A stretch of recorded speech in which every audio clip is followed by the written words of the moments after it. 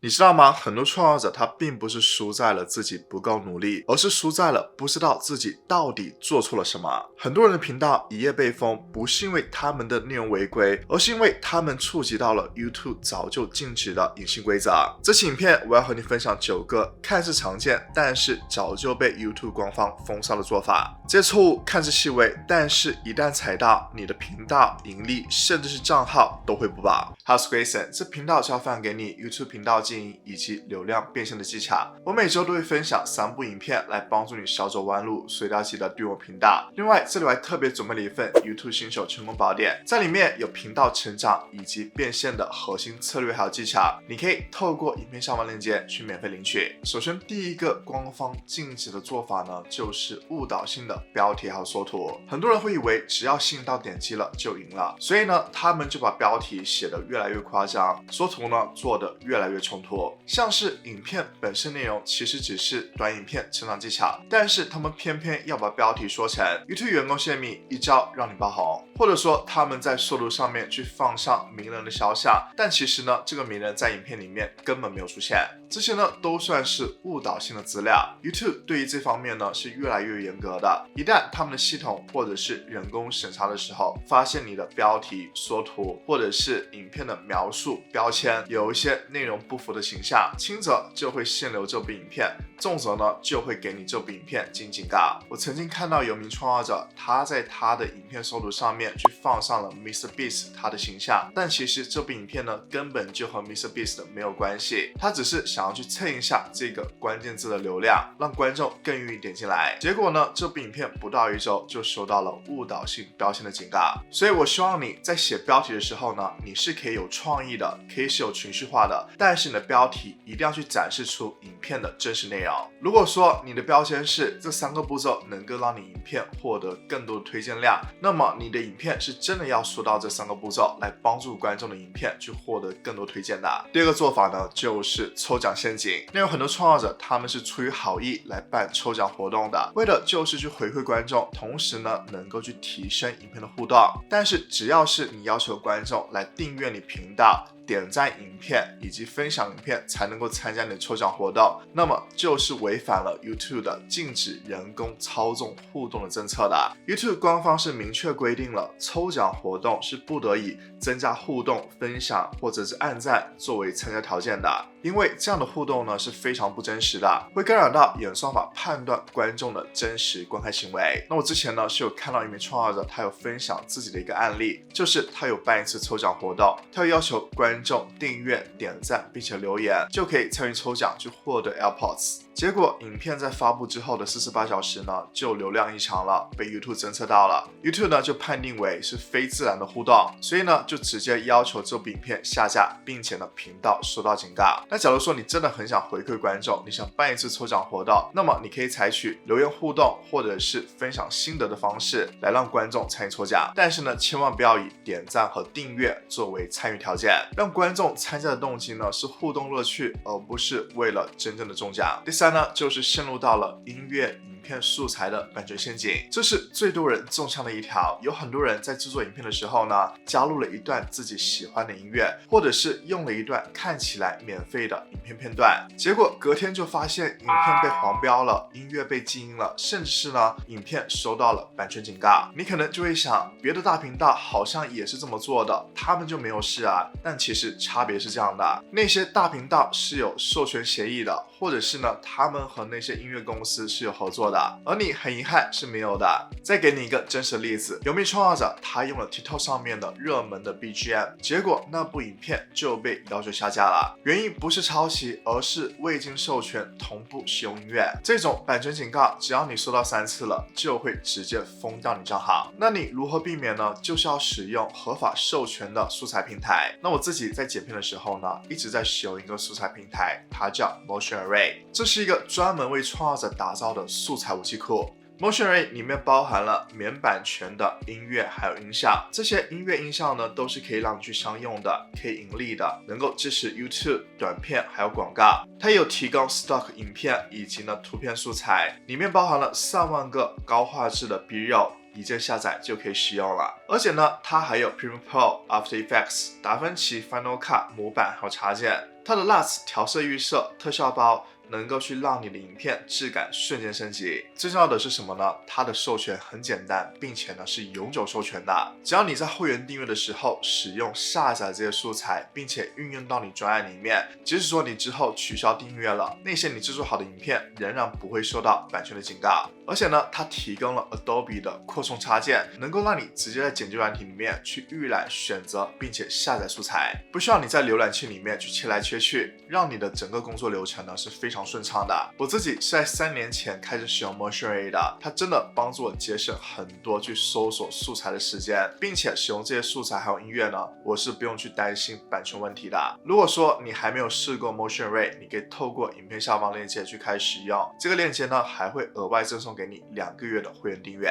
它绝对能够去帮助你避免创作者最担心的问题，也就是版权地雷。下一个被禁止的做法呢，就是重置内容。很多人为了快速出片，就会直接搬运 TikTok、IG Reels 或者是 Shorts 上面的短片重新上传。有些人甚至会开一个反应类的频道，只是在镜头面前去看影片，然后加上哇好酷，就觉得变成了自己的影片了。但真正的问题是什么呢？这样的内容不是你原创的。如果说你只是复制影片而不是转化影片，那么 YouTube 就会认为这是低质量的影片。那如果说你真的想要去使用其他人的影片内容，你想要去做反应类的影片，那么正确的做法应该是怎么样的呢？你要重新组合混剪变成新的故事，你可以使用旁白、字幕或者是视觉元素来创造出一个新的观点。那下一个被禁止的做法呢，就是留言区引流与互订。你应该曾经看到过这种留言：小频道集合，让我们互相支持，已经订阅你，请回订我。这些看似无害的留言，其实是 YouTube 最讨厌的垃圾互动之一。几个月前，我一名观众向我反映到，他的频道被误认为了是机器人，因为呢他在一部影片里面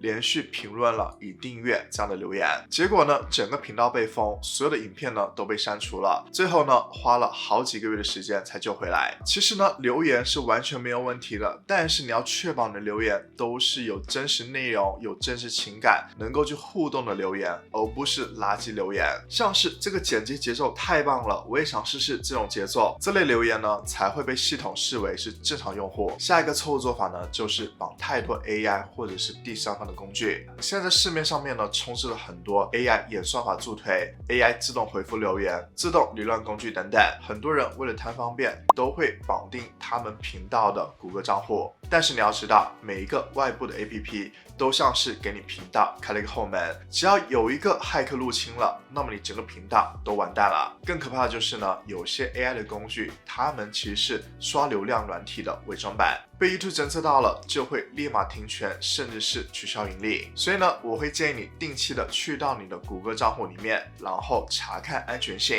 这边检视一下第三方应用程式的存取权限，就删掉你不再用或者是不熟悉的工具，保持最少的连接就是你最安全的防线。下一个 YouTube 禁止的做法呢，就是买订阅、买观看、买盈利资格。很多人都幻想着先买点流量垫底，之后呢就会自然的有流量进入到频道了。这种想法呢，听起来是很合理的，但却是最容易让你频道死掉的错误。我曾经看到了一名创作者，他花了$50去买了1万的观看量，影片上了3天，流量暴涨，他以为自己成功了。但接下来发生的事就是，他的影片的平均观看时长为10秒，影片的留存率为5%，点击率为1%。他接下来发的所有的影片都被演算法忽略了，因为演算法认为这些影片都是观众不感兴趣的。YouTube 的演算法是非常重视观众的真实观看行为的，这些数据非常重要。如果说你购买来的这些流量都是来自于机器人或者是海外的流量农场，那么 YouTube 演算法就会非常容易去把你的频道去定上低价值内容的标签。这个标签一旦定在你的频道上面了，那么即使你之后认真的创造内容了，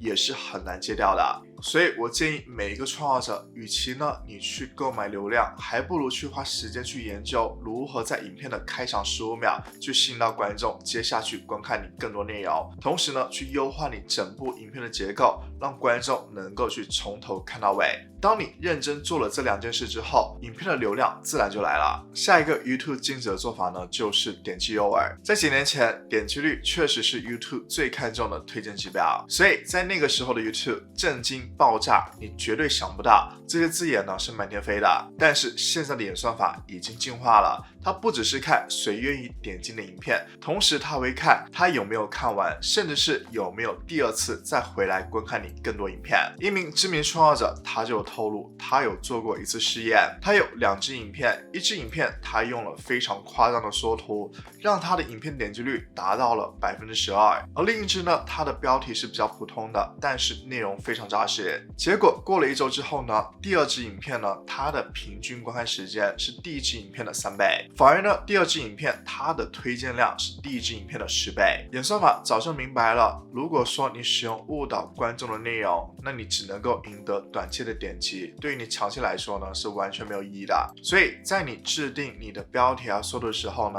你能够去保持悬念，但是呢，一定不要去误导。你标题上面承诺内容一定要在影片开场的前30秒就兑现出来。现在 YouTube 它有标题缩图测试的功能，你可以使用这个功能来测试一下不同的缩图标题组合。你会发现，当观众开始信任你标题的时候呢，他们点进来的几率反而是越来越高的。下一个禁止的做法呢，就是冒充与 Deepfake。现在随着 AI 越来越普遍，出现了一个全新的风险，就是冒充与 Deepfake。有人会用 AI 来冒充知名的创作者来拍摄影片，有人会用名人头像来开一个新频道吸引流量，这种账号都是一经举报就会被封锁的。YouTube 它的规范也是非常明确的，只要你的频道名称、头像或者是内容会让观众误以为你是另外一个人或者是官方账号，那么就是冒充。如果说你使用 AI 去生成了真人脸、身体躯体或者是声音的话，不只是违反了 YouTube 的社群政策，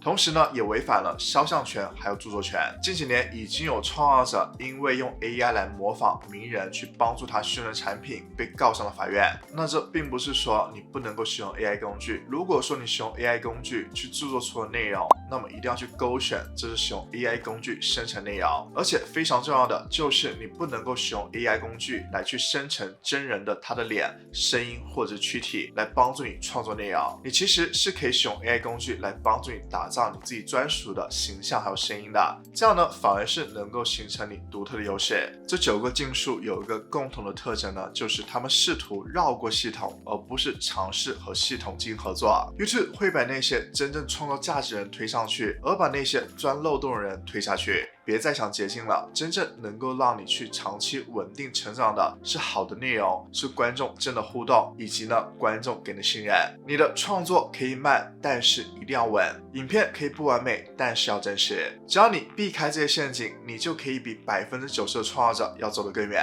如果说你现在想要的不只是别踩雷，而是说想要有马上能够用的并且合法的 YouTube 频道成长技巧，你可以看这期影片。我会告诉你5个合法的，但是却像是开挂一样的 YouTube 频道成长捷径，小别让使用马上能够见效。你现在可以点击观看这部影片。